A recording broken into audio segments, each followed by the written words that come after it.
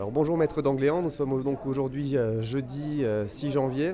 Vous étiez convié à la Cour d'appel de Paris concernant la procédure disciplinaire qui a été ajournée. Est-ce que vous pouvez donc nous dire un mot, parce que ça a été une semaine assez éprouvante pour vous, c'était votre troisième convocation. Est-ce que vous pouvez nous dire où nous en sommes aujourd'hui parmi vos différentes affaires? Donc bonjour à tous. J'ai été convoqué donc devant le conseil de l'ordre du barreau de la Seine-Saint-Denis le 5 janvier par l'avocat Robert Feller pour une éventuelle suspension provisoire.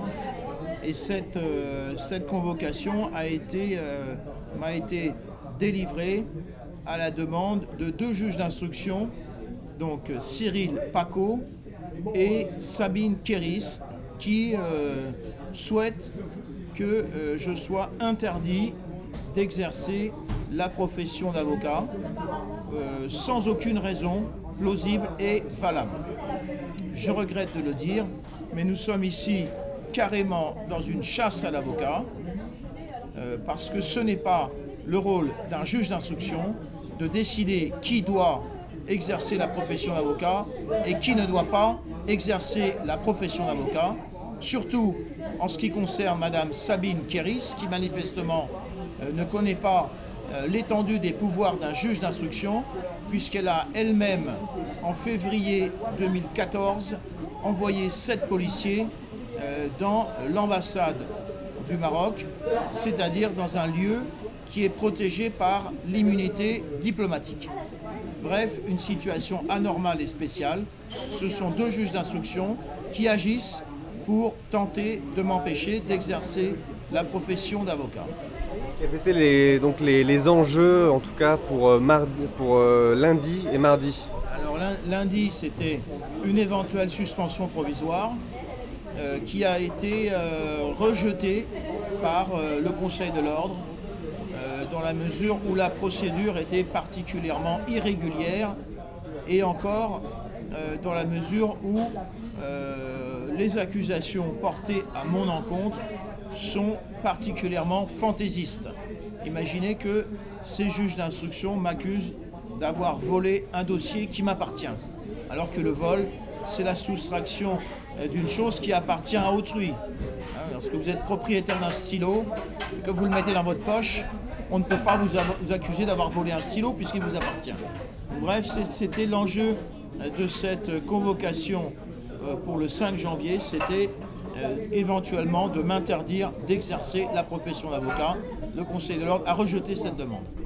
Alors je sais que sur la dernière vidéo que nous avions fait ensemble, vous n'aviez pas réussi à consulter votre dossier. Est-ce que depuis ça a été le cas?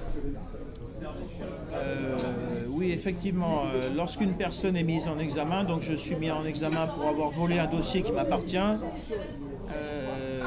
le 9 décembre 2014, et il a fallu attendre le 31 décembre 2014, soit près de 3 semaines, pour que l'avocat qui me représente, maître Zora Mailly, puisse enfin accéder, consulter le dossier et avoir une copie de la procédure. C'est une situation anormale et spéciale. Donc du 9 décembre 2014 jusqu'au 31 décembre 2014, ces deux juges d'instruction, Sabine Kéris et Cyril Pacaud, ont empêché les deux avocats qui interviennent pour défendre mes intérêts de consulter le dossier. C'est une situation anormale et spéciale. Concernant donc la journée d'aujourd'hui, quels étaient les enjeux? Aujourd'hui, c'est simplement monsieur Feller a fait appel, prétend avoir fait appel d'une décision implicite du 10 mai 2014 qui a rejeté toutes les accusations, toutes les fausses accusations disciplinaires portées à mon encontre. Donc, M. Feller, en qualité de bâtonnier, n'a pas accepté cette situation et prétend avoir fait appel. J'ai vu l'acte de procédure qu'il a envoyé, qu'il a adressé à la Cour d'appel de Paris. Ce n'est pas une déclaration d'appel. Donc, la décision du 10 mai 2014 qui a rejeté toutes les accusations, toutes les fausses accusations portées à mon encontre par M. Robert Feller est aujourd'hui définitive. Alors, le 6 janvier 2015, j'ai également été convoqué devant la chambre de l'instruction de la Cour d'appel de Paris pour... c'est une convocation qui a été... c'est une audience qui a été organisée sur ma demande. Et à cette audience, j'ai demandé la main levée de l'interdiction illégale d'exercer la profession d'avocat. Ce sont ces deux juges d'instruction, Sabine Kéris et Cyril Pacaud, qui, dans le cadre d'un contrôle judiciaire, m'ont interdit illégalement d'exercer la profession d'avocat. Il faut savoir qu'un juge d'instruction a interdiction absolue d'interdire à un avocat d'exercer sa profession. Seul le Conseil de l'ordre, après avoir convoqué l'avocat, peut prononcer une interdiction de cette nature. Et donc, ces juges d'instruction n'avaient pas le droit de m'interdire d'exercer la profession d'avocat. J'ai saisi la chambre de l'instruction qui avait jusqu'au 12 janvier 2015 pour prononcer sa décision. À défaut, l'interdiction illégale d'exercer la profession d'avocat sera automatiquement levée, d'autant plus que la chambre de l'instruction a décidé de prononcer sa décision le 13 janvier, c'est-à-dire hors délai. Donc, pour faire le point sur cette affaire, deux juges d'instruction en violation de la loi et dans le cadre d'une action vindicative et punitive m'ont illégalement interdit d'exercer la profession d'avocat le 9 décembre 2014. Cette décision sera levée le 12 janvier 2015. Mais depuis 4 semaines, je ne peux pas exercer la profession d'avocat suite à une action illégale de ces deux juges d'instruction, Sabine Kéris et Cyril Pacaud. Conséquence, tous les dossiers qui sont venus devant les juridictions durant cette période, depuis le 9 décembre, sont claqués en quelque sorte. Les personnes qui m'ont donné leur confiance n'ont plus eu d'avocat pour les défendre, pour intervenir, pour défendre leurs intérêts, puisque ces deux juges d'instruction, Sabine Kéris et Cyril Pacaud, m'avaient interdit illégalement d'exercer la profession d'avocat. C'est une difficulté et c'est la raison pour laquelle j'ai déposé une requête en récusation contre ces deux juges d'instruction.